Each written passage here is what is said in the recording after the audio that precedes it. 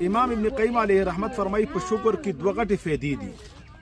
د موجوده نعمتونو لپاره شکر محافظ دی. تا ته چې کوم نعمتونه الله تعالی درکړي دي دا شکر د هغې حفاظت کوونکی دی.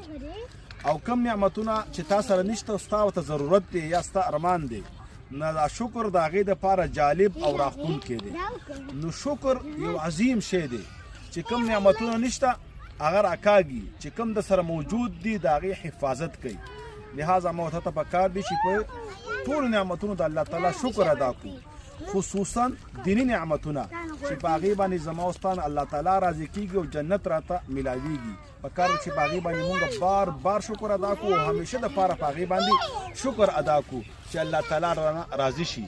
دینی نعمتونه مقصد دا مو ته مونځ وکړه، روژه مو نیوله، تلاوت هم وکړه، ذکر اذکار هم وکړه، په دې باندې شکر ادا کوه نو بار بار توفیق به میلاویږي. او شکر د نیکو اعمالو توفیق